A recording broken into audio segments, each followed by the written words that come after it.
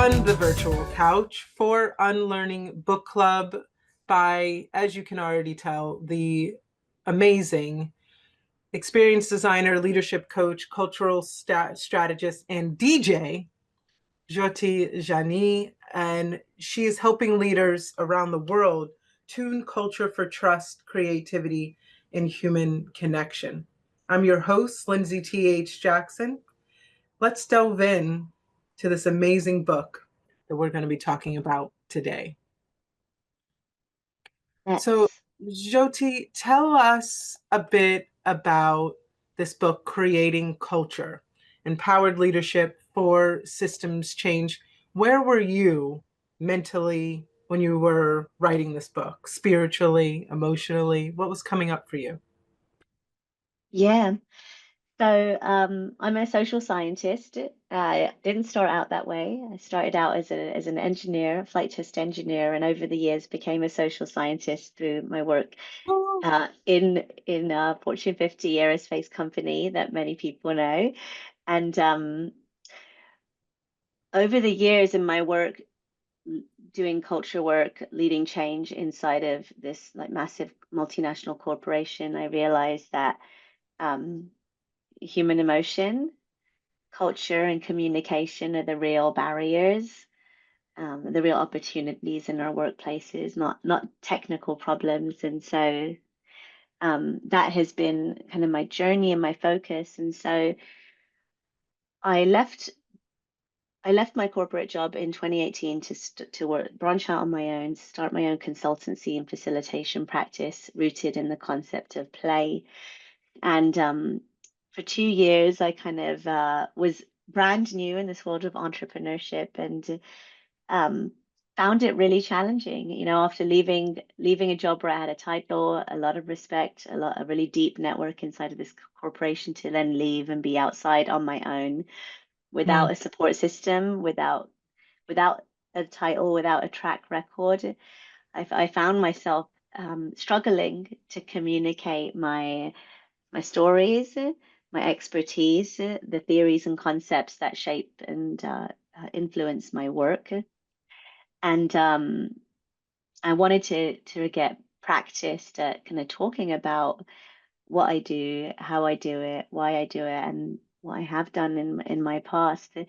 And so I set out to write a leadership book. Um, mm, you know, when I was doing my master's in organizational design and systems change, um, a lot of the books and teachers that I learned from didn't look like me. Um, they didn't sound like me. They didn't share the same cultural perspectives as me. And so my second kind of intention when I wrote my book, in addition to practicing telling my stories, was to highlight leaders that look like me, that sound like me, and mm. people that don't usually get featured in books about leadership and systems change. It was early 2020, and right before the pandemic hit, I was like, I'm going to write a book. And so, in a way, um, writing this book became my meditation Mm. during COVID. It became a way for me to interview people, to go really deep in my writing, and through the process of writing this book, you know, between 2020 and 2025 when it was published, it was really both a creative outlet and a source of healing and understanding for me personally, as well as just a really good way for me to get very deep and just like my intention to get my hands around the concepts and stories that have shaped my professional journey, mostly my professional journey and some pieces of my personal journey as well. But yeah, I feel like a different person today than who I was when I started this book. And any author, you're an author, Lindsay, and so you know what it takes. It's you got to dig really deep. Birthing a book is almost just as hard as birthing a child. I would put them in the same category. Yeah, Um, I would even say more painful in my yeah, experience. Yeah. Mm. so here we are. Yeah. Well, I'm interested. I want to, you know, hear about some of your favorite stories in the book in a moment. But you said something as we were, just kind of joining with our teas. about this moment that we're living in, and that returning to your art is the only thing that's making sense. And I resonate with that so much. At the beginning of the year, as it felt like, things with our clients at LTHJ Global were crumbling, as it felt like this belief in the possibility of democracy, right? Continually uh, moving forward towards that ideal now seems so under threat. The only thing that made sense was to get into the theater. And so I was invited to audition for Colored Girls who have considered suicide when the rainbow is enough. And so why is that? Why is it that delving into our art, into our creativity, can be so healing in this moment? Yeah. Yeah. So a couple of things. So this moment that we're living through, and this moment in history, 2025, our systems are man-made systems or woman-made systems, people-made systems are more complex than they have ever been at any Mm, point in human history. Once upon a time, it was really easy to look at a system and understand cause and effect. Um, but what we have created, we collectively, humanity in today's world is so complex that cause and effect is actually really difficult to see. And systems of power, which I write about in my book, um, and in particular, those who are designing and architecting these systems of power for their own personal benefit and their own kind of selfish motives. These kind of elite oligarchs that want to control the outcomes of the world for themselves, they benefit from the complexity of these systems because it makes it really hard for normal people, everyday people, the majority of us, to understand how these systems work. And essentially, the systems are designed to keep us disconnected from our bodies. We are easier to control and manipulate when we are afraid, disassociated, and stuck in fight, flight, freeze, or fawn. And it makes us easier to divide. In this moment that we're living through today in 2025, this trend of kind of divide and conquer has been an imperial tactic since the first empires, and it was scaled by the Europeans really well. So if you think about it, a lot of the things that we, the working people, are fighting for are the same, right? And then this is one of the reasons I try to be really open-minded with um, some people on the other side of the political divide, because we're actually all angry about abuse of power. If you really mm, think about it, mm, we're angry that there are people manipulating the system for their personal gain, and and that's really interesting. Like, I just want to note this and name that. Um, and it's something I try to remind myself of when I myself am vulnerable to divide and conquer tactics, because the true enemy is not, my neighbor across the street flying a flag that I don't like the look of. It is the people who are architecting the system for their personal gain and keeping mm. me scrolling, keeping me eating sugar, keeping me drinking my, mommy juice at the end of the day so that I can numb what I'm feeling and Yes. dissociate from my body.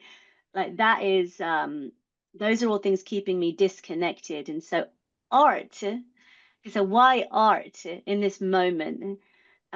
Art engages us, and art and any creative act engages us in the primacy of kind of direct experience. It gets us out of our heads. This culture wants us in, the system wants us in our heads. It gets us back into our bodies. It gets us back into Mhm. our five senses, into the full immediacy of what we're feeling, sensing, and creating. And that is the practice of creation. That is the practice of creativity. That is the practice of empowerment. Our creativity and our freedom are inextricably linked, and we can only access our freedom and our creativity when we are in this state of creative flow. And that means that we have to understand when we're in fight, flight, freeze, or fawn, and get ourselves back into our body from disconnection to connection over and over again. That is the practice. I'm disconnected, let me reconnect. I'm Mm, disconnected, let me reconnect. And art is how we do that. It is how we have done that since the dawn of history, the dawn of civilization. Humans have made art as long as we have existed, and we see that in evidence of the earliest kind of civilizations.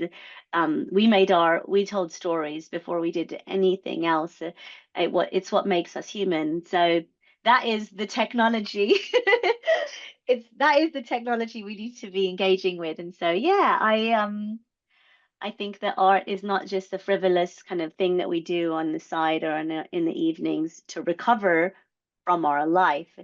Art is life, and the more that we can mm, incorporate the mm. arts into our everyday functioning in our schools, in our workplaces, in our communities, in our churches, in our synagogues, our temples, our mosques, in our neighborhoods, in our parks, like in our institutions, in our government, everywhere. Art belongs everywhere, and so that's why, because it helps us reconnect to our bodies and regulate through all of it and create new ways of being, new ways of relating, uh, new cultural norms, cultural values, cultural stories. It's how we write new stories in our bodies. Wow. Wow. Is that then why you bring play into organizations? Well, I think a lot of people, when they think of play, they go, that's for children. You know, I put away childish things, right? Which is imperfect quote from the Bible. Why play within organizations and when thinking about systems design and organizational design? Yeah, that is exactly right. So play is the evolutionary mechanism through which we engage in the arts. So the play is how we make art, how we create. And so yeah, there is kind of this mainstream cynicism. There is a devaluing of the arts, a devaluing of play that happens as we age, and professional workplace norms inhibit the concept Yeah. of play. But unfortunately, what we see happening is rapid declines in creativity rates across different populations. And as we age, there's a famous study where they compare like the creativity of kindergartners versus like Harvard MBAs. And the kindergartners are able to be more creative because they haven't had the play kind of conditioned out of them yet. Mm, mm, And so play is a biological urge. The scientists have discovered that play is a biological urge that exists in our brainstem, our reptilian, mammalian brains. So our evolutionary ancestors and our mammalian cousins, like we see all mammals have the urge to play. We see dogs, cats, whales, even playing, and we have an urge, just like we have an urge to eat, an urge to drink, an urge to have sex. We have an urge to play as humans, and mm, the reason for that is because it facilitates neuroplasticity and the creation of new neural pathways. So play makes it easy. It creates the psychological safety. It lowers the risk that we need to take in order to try novel behaviors.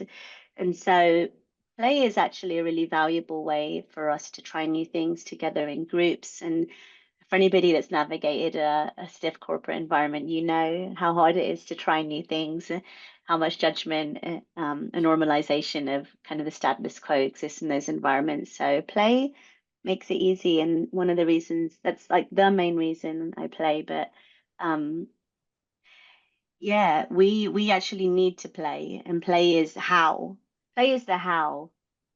we get to where we want to go. Like a lot of leaders are asking for outcomes, and they don't really understand that play is the how you get to these outcomes. Like, I want my team to be more resilient. I want my team to be more adaptive to change. The world is changing so fast. It's like an AI revolution. We don't really know. We're not responding quick enough. We're not pivoting quick enough. We're not communicating well enough. Um, but wait, why would we play? I'm like, no, Mm, play is how you do that. Like, you want to try new things, you want to be adaptive. Like, let's play, because that gives you that. That is basically how we evolved to do new things, how we evolved to adapt. Um, so yeah, so play really is the answer, and it's the how. We do a lot of the things we already want to do and are trying to do and perhaps are doing in organizations. And a lot of people are playing, they just don't really call it that, you know. So there's already a lot of playful ways that people engage with each other in life and work. Um, and we see that too, you know, we see that happening in the background in terms of a movement of people understanding the importance of embodiment, mm. the importance um, of humor, of uh, of keeping it really real with each other, the importance of connecting as humans before we try to work together, um, the importance of, you know, gamification, of lightness. So we already have a lot of these things in our toolbox. It's just a case of bringing them more intentionally in alignment with what we're trying to do and the outcomes we're trying to achieve. Yeah. As you're saying that, my mind is just going on a million directions, thinking about clients in the past who there's just so much pain just below the surface that the thought of allowing themselves to play, to be embodied, to be ridiculous publicly, the resistance is so strong, and it exudes through their skins as defensiveness or as apathy or as disdain. If systems are, on one hand, they're often built by a small group of individuals, but then adopted by a large group of individuals, how do we, as individuals within that system, find the courage, or how do you work with somebody to help them um, embrace that invitation to play, to explore, to maybe make contact with their body, which is seemingly uh, scary. It's a fearful place. Maybe through religiosity, it's been coded into them that their body is bad and sinful. Or, you know, I have been cultured as a male and I've been told that my body is only meant to be strong and dominant, not soft and languid. Like, how do you work with people to have them embrace that invitation? Yeah. So it really starts with like meeting the group where they are. And so a mistake that a lot of practitioners make is pushing a group too much too quickly. Mm. Um, and so uh, people don't like to be told what to do. And as a facilitator, it's really important that we respect people's autonomy and agency as we work with groups. And a big part of that is not demanding too much vulnerability before that person consents to participate, to show up how they want to show up. And so a lot of it is creating the conditions, creating the invitation, and then allowing people to show up and engage in a way that feels right to them. Because if you push too hard, you've already lost someone, and that is a big risk. So the way I do it is I start with, well, who is the group that I'm working with? You know, it's very different if you're working with like for me, if I'm working with a group of women of color for professional networking on a Wednesday evening. over drinks and food, versus if I'm going into, a Fortune 50 company where it's, mostly male, mostly, Gen X or older. Like there's so many generational and cultural factors that go into it. So I always look at, well, who am I working with? What is their level of friendliness or openness to novel techniques? And then I will choose kind of methods of play or artfulness that meet that group with where they're at. So there's a whole spectrum of ways that we can invite people into their bodies. And I'll just make that invitation real easy. That first invitation needs to be real easy and inviting, very low risk, and just step by step, you invite people to engage a little bit deeper, and they give them the choice on how they show up. Um, and in 2 to 3 hours, you could take a group from being very stiff, very cynical. Um, I love using. I have a lot of tools in my toolkit. I use, arts-based methods like paint, watercolors, Mm. markers. I use applied improv exercises where we, get in a stand up, get in a circle, play storytelling games together. I use role playing exercises like when teaching communication methods. I'll ask people to like role play. Um, I use Lego serious play, Lego bricks building.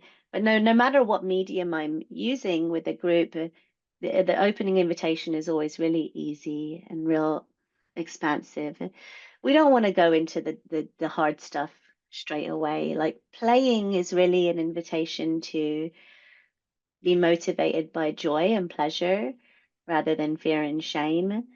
And so it's really important that we ask questions of a group that invite them to be in their joy and pleasure, especially in the beginning, and to only go deeper into the shadow realm, if you will, if they choose to. And so asking the right questions creates an opening for people to engage at a depth that feels comfortable to them, and also to be okay with deep shares and shallow shares, and to just kind of invite and acknowledge everybody's contribution regardless of how deep they go. So Mm. it's always an invitation, it's never forced, and you got to be real careful with it. People are sensitive, people are fragile, and being tuned into the energy of a room and being aware of what's happening in a space is essential as a facilitator. Like I don't know that I've ever reached 100% of people in groups that I've worked with, but if you can get most people to come along with you and play, then you're winning, and you're creating new cultural norms and ways for people to relate to each other and see each other and witness each other, which has really long lasting effects on those people in the room, and it creates an experience and a memory that shows them what's possible in alternative way, if you will, to the traditional ways. Um, yeah. Yeah. Well, in the book, you are interviewing and capturing the stories of a lot of leaders who have embraced this idea of culture that they're building in their organizations as something that can be playful, something that can be joyful, uh, an invitation for people to bring their creativity, to experience belonging. Is there a particular story that they're all wonderful, and I know it can be like choose your favorite child, but is there a particular story that really stands out for you?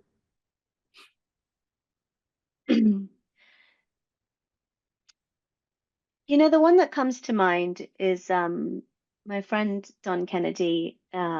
He is the former superintendent of Charleston County Public Schools, which is one of the most historically segregated school districts in the country. Mm. And Don's story is really beautiful because he has a history of working in education, and grew up in South Carolina actually, and his mother was a teacher. His part came from a big family that actually he has firsthand lived experience of what it felt like to grow up in a racially segregated school district, and has dedicated his whole life to education and equity in education. And he here he was, like, kind of figuring out how to bring this very divided school district together to improve outcomes for all children, Charleston County. And he he worked with this company called Rios to work on this project called the Charleston Shared Futures Project.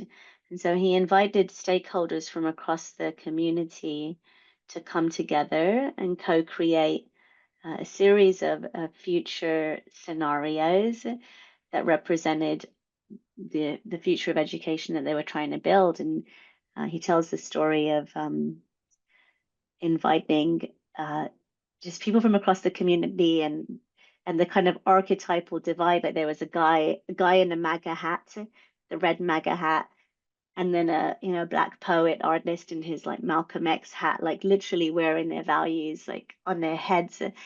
And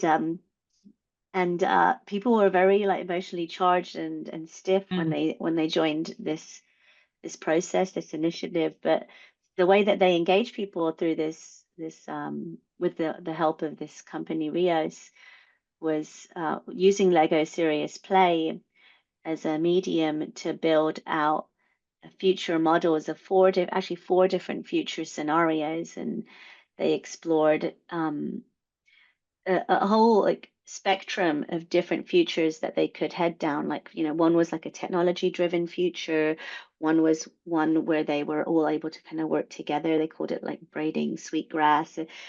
They had like four different scenarios that they built through together, and then they, using the model, actually talked through, well, if this scenario were to come true, what does it look like for us? What does it look like for us in our part of the community where we come from? And it became a tool for them to have deeper conversations about their values and what mattered to them and what they wanted for their children.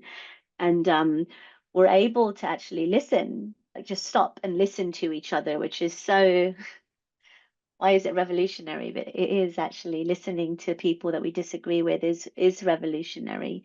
And so it became a mechanism, a tool for these really yeah, just divided parts of our community to come together and talk about mm, the future that they want to shape. And so through the series of these meetings and this project, they were able to come together. And he told me that towards the end of the project, these two, the MAGA guy and the Malcolm X guy, like, they hugged each other um, at the culmination of their project, which I was just like, whoa, I can't imagine, like what would our world look like if we could mm. facilitate more of that, Yes. um so yeah, so play in that instance. And Don took a big risk, right? Like, um it's a big risk, bringing playful methods into an emotionally charged room like that. But when you have power and authority, you actually have a choice in how you bring people together. And yeah, you could do things the same old way, but is the same old way really working? And so taking that risk and bringing novel mediums and ways of communicating and relating to each other, I think, is really essential, um, so that we can go deeper together. Mm. What would our world look like, Jyoti, if we engaged in conflict in that way? What do you dream of? Yeah, we would be, we would, we'd be more alive, right? We'd be more alive, and we'd be healthier and happier. Like, I recently did a laughter yoga workshop, and it was really lovely. So I sat in a room with a couple of friends and a whole bunch of strangers, and through a series of exercises, we did some meditations on laughter and the importance of laughter. And towards the end of this meditation, we meditated, like, what would it look like if we were able to laugh together through all of the hard stuff. And I was imagining, they're like, imagine people from around the world that couldn't be more different from you, and or people that are experiencing some of the most hardship in our world. And I immediately thought of, like my mind went to like child soldiers, like, in some of the war-torn parts of the world, and people who are trafficked, and people who have some of just the most intense, like, tragic experiences in the world. And I really meditated on what would it look like for me to be able to laugh and find joy with people, who have who navigate these kinds of charged systems. And what would it really take? Well, we Mm, wouldn't be able to laugh if they're fully in kind of involved and immersed in these kind of horrific scenarios. And so mm, I think my two-pronged answer, and why I write about systems, is that, well, yes, one, we have to be able to connect as humans. We have to be able to meet each other and actually listen and relate. And that's the interpersonal level, right? Like, I need to be able to have an interpersonal connection with somebody and be physically open to that. But from a systems perspective, like, we need to be able to access the safety we need to even be in joy. And mm, if we're under constant threat, and for me, I'm trying to have empathy for people that live in situations where there is no safety, yeah. and so what does it look like? That, to answer your question, we need to create safety at scale for all people. And so what that means is that we need to understand how our systems, like those complex cause and effect systems, are either creating safety or not, how they might be creating harm. And it means nonviolence. It means removing harm, reducing harm, harm reduction in every vein of our interpersonal, our macro systems, or my micro systems, all the way up to our, like, institutional and large scale macro systems. We need to be reducing harm and improving safety, yeah, in a small way, in a big way, like, and ultimately at scale. And then I can laugh. Then I can go and I can travel the world and I can meet people and we can laugh together, because we're not going to, like, yes, we might be laughing through tragedy. And of course, we have to laugh through tragedy because tragedy is everywhere. But I don't Yeah. want to minimize, like, what it would take for me to laugh with someone that is experiencing harm, because as somebody that lives in the West, I have to understand that my actions might be causing harm, actually are causing harm to people halfway around the world. And I have to own that. And that's not something I get to choose to laugh about. That's something I have to take responsibility for, helping create at scale. That is my responsibility. So, um, yeah, those are my thoughts on reducing harm in systems, in small ways and in big ways, ultimately. Yeah. It was interesting because reading through the book, you're very aware, I felt very aware of one of the things about doing this type of culture change work is that it quickly identifies the bullies, right? I think workplaces are one of the few places still where we allow a type of bullying, a type of narcissism, a type of gaslighting uh, that generally in our home environment, you would say this person is being abused. But in our workplace, we excuse it in a way. And there's something about the type of work that you do that really highlights the bullying behavior quickly. But as you were just naming, we, especially in the West, lack any skills around accountability, right? Taking accountability for our actions, uh, avoiding, there's a great TED talk where they talk about the danger of a single story, right? We like to tell the story from the second part, like, oh, somebody dropped the bomb on us. And it's like, well, but what about the first 100 years that precluded that? That's the full story, right? So you're telling the story of what then happened, as opposed to how you started the bullying behavior, right? And so when the victim suddenly stands up and says, "You've been punching me nonstop," and they punch you back, but why is it in, these leaders, what was it about them, or what were the skills that they developed that they were ready to take accountability for either their behaviors or to hold their leaders accountable so that they could shift the culture of the organization? Um, yeah, so that's a really interesting question. So if I'm hearing you correctly, you're asking like, what does it take to hold oneself and hold others truly accountable in a way that doesn't just perpetuate the same cycles of harm, the same cycles of violence, of aggression, of narcissism. Woo, that's a big question. So That's I why would. people come here. That's all I got. You know, we've been friends for years. That's all I got. I woke up this morning like I have 20 questions for her. I wish I could answer this for everybody, but all I can really do is answer it for myself and people that I've talked to. Um, I will say that step one, I think, has to be some sort of lived experience of what it feels like to be on the other side of it. Um, when I started writing this book, I didn't really even realize I was so angry. Mm, Uh, I was so angry at the way that I had been treated and the way that my voice, my perspective had been devalued at best and actually actively shut down at worst, like silenced. And being silenced is a really difficult experience when you are silenced by someone that has more power than you, whether it's in the home or in the workplace. That hurts.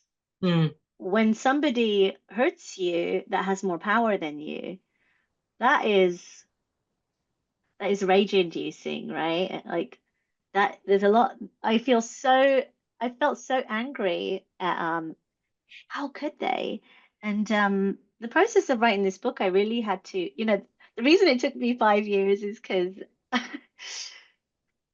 when my first few drafts of this book, I you could tell I was angry from reading it. yeah. And I would write it. I'd write. And I'd go back and I'd read it. And I'd be like, I can't publish this. I sound like I sound like a maniac, like a bitter, resentful maniac who's like objectivity and rationality is clouded by emotion, which is Mm, like, and that is not how I wanted. Like I wanted to, I didn't want to. I didn't want to be that person whose words I was reading. And so the reason it took me 5 years is I had to understand how to edit this in a way that I didn't sound angry. And in order to do that, I had to not be angry anymore. I had to yeah. actually work through my anger. And so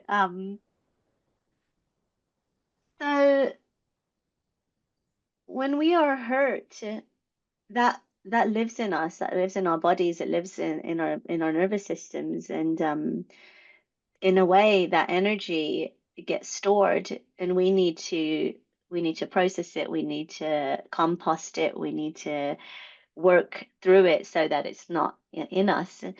And so I will say that, for me it has taken an immense amount of embodied healing work of practicing. I've trained with a trainer. Her name is Trisha Arcaro. I tell the story about this in the book. Trained with the same amazing trainer for since 2019, so 6 years. And she has been my single most important teacher in Mm, the art of facing my fears and working through stuck energy in my body. Um, she's also a boxing coach, and she says it's really important that you know what it feels like to get hit and to keep going and to not be so, oh, like this is like what they train elite boxers and elite fighters, is that if you get hit, you can't become so overwhelmed by anger that you can no longer like hit back. And a smart fighter, won't just blindly be acting from aggression. They will be calm, they will be regulated.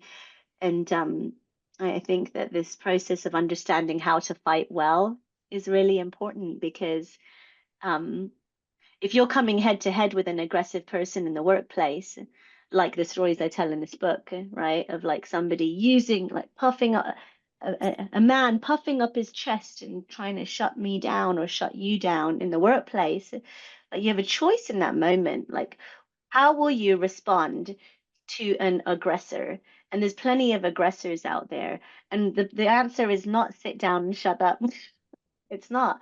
Nor is it get so overwhelmed with anger that you can't intelligently respond.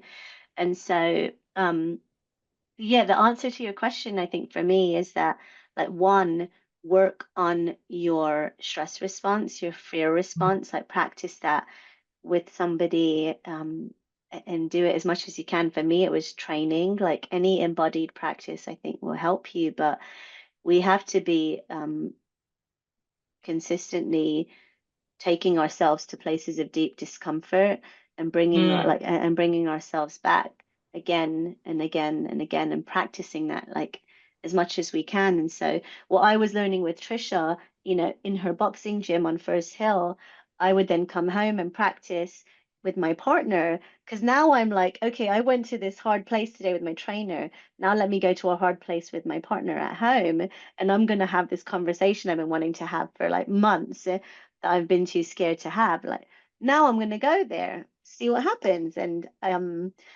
I wouldn't say I was like throwing punches physically, but there was some tight jabs in there, right hooks at time, and I'm like exercising my power. I'm like, what does it feel like to throw a punch, and to not be overwhelmed with fear or rage in that moment? And what I learned through this practice is that everybody's hurting. That aggressive manager, that aggressor, that angry man yelling, that person yelling racist profanities at my partner and children down the street, that just happened last week. Like, they're in pain. Mm. Um, Mm. and how can I be angry at someone that didn't receive the love that they really needed as a child, or didn't learn what it means to love? Like, I can no longer be angry at that person. And because it's the system. It's a system that I'm angry at. It's not one human. That one human is just a mere a mere drop in the ocean. And if I focus on that human as the target of my rage, I'm losing sight of the bigger picture. Um, so I have been able to process a lot of my anger. Am I still angry? Yes, and that's good. Yeah. But Yeah. am I so angry that it overwhelms me in when I'm trying to just have an important conversation with somebody or stand up to a bully? No, no, I can now stand up to a bully, and that's what we need to be able to do, because the bully is not the enemy. The bully is just somebody who didn't really learn how to love. And I can either aggress back, or I can teach, I can show, I can rise above it. And in the book, there's a framework called the drama triangle. And Mm. there's some tools in there for how to recognize some of these dynamics and how they show up in our relationships and in our systems, and how to disrupt those dynamics. But it really does start with us in our bodies. It starts right here. So, yeah. Yeah. I mean, I'm so happy you're starting to name some of the tools. And I just the other day was applying some of the concepts in creating culture in a facilitated process that I was leading. And there was a participant that was just, my first judgment was they were being disruptive just to be disruptive. And as I sat with it and noticed my own frustration coming up, instead, I just stayed curious, interrogated, but also I didn't drop back, right? And make myself small. I just Mm-hmm. continued. to meet them with that curiosity, stay there as the tension continued to well. And then when we came back from the break, we played a game. And that was inspired by some of the concepts that I've learned from you over the years and in the book, that let's just play again. Let's reset the relationship. Let's get this Mm. person giggling and being silly. Um, for those of you listening today, whether there is a culture at home that you are engaged within a system, in family therapy, we often are talking about addiction systems or alcoholic systems. Systems are big and small. I think that this book could be useful in your home life. I think for those in their organizations, this book is useful. And for those of you who are looking at this larger system at the socio-political level that we are all engaged in right now, I think this book would be useful. So please pick up Creating Culture. Please follow Jyoti across all of her social media outlets, which I'm sure will be shared at the bottom of this YouTube recording. Don't forget to subscribe and to follow. Thank you, Jyoti Jani, for joining us on today's episode of Unlearning Book Club. And thank you for everything that you bring to the world. It's been my pleasure, Lindsay. Thank you so much for having me. And may we all practice nonviolence in terms of creating healthy, thriving cultures for all people. Mm, mm. Goodbye, everyone. Bye.